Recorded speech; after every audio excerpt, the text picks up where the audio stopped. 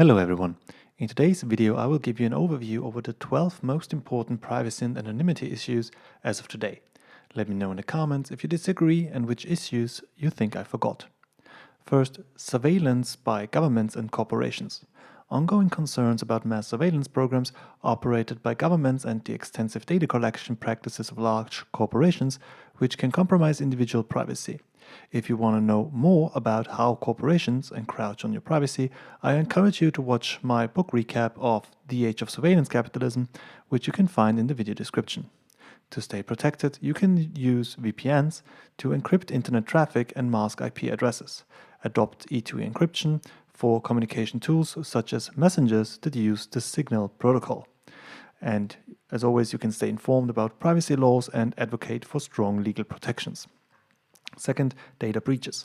The increasing frequency and scale of data breaches, exposing sensitive personal information, credit card details, and login credentials, leading to identity theft and other forms of cybercrime. To protect yourself, use strong, long, and unique passwords and enable two-factor authentication. To not be overwhelmed by those long passwords, it's a good idea to use a password manager.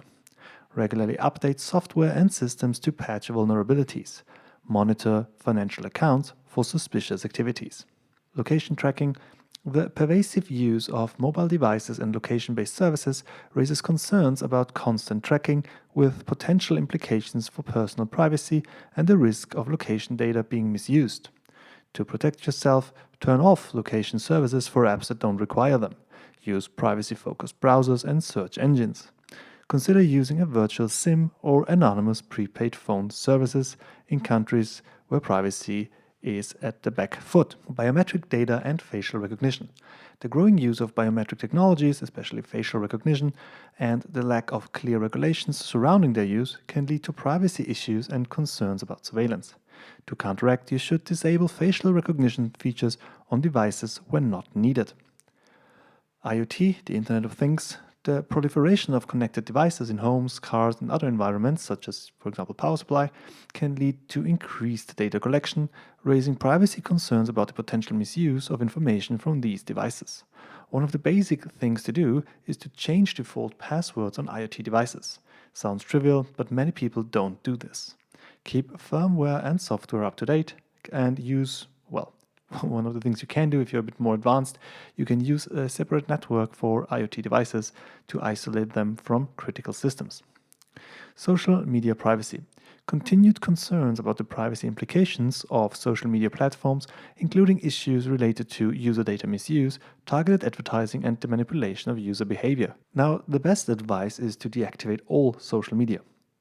But you probably won't do that. Also, don't delete YouTube so you can subscribe to my channel. But you can regularly review and update privacy settings on social media platforms. Privacy policies change more often than you think. Be cautious about the information shared online. Needless to say, don't share pictures of your children, don't share pictures of any IDs, and so on.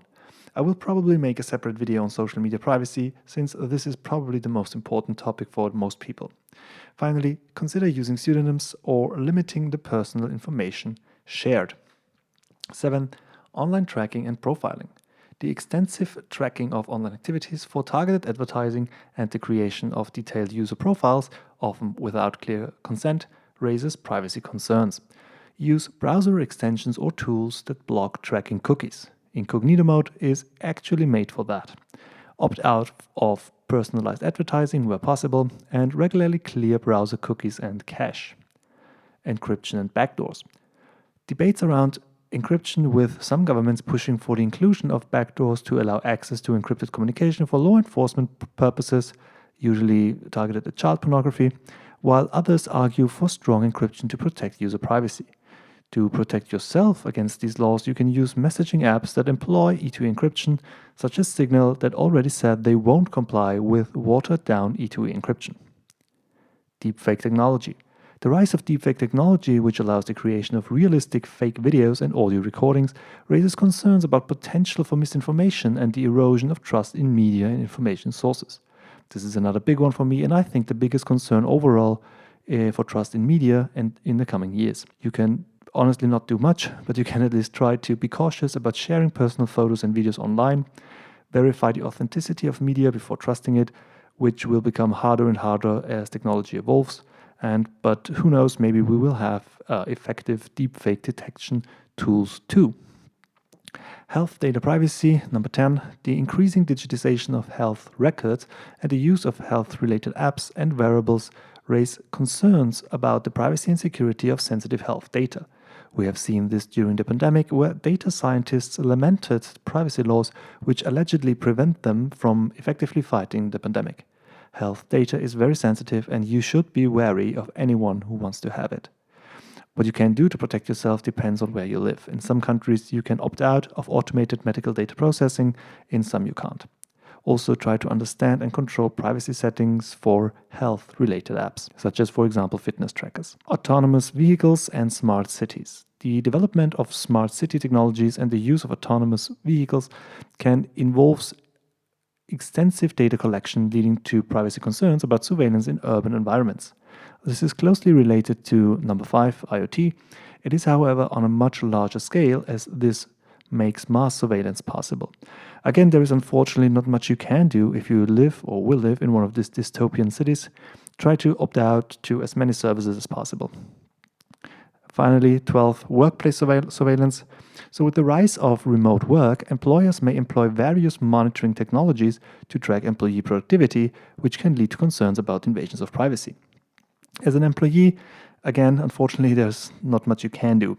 You can check for pre-installed software on your company laptop or your phone, and the best thing is just don't do anything compromising on a company laptop or phone ever.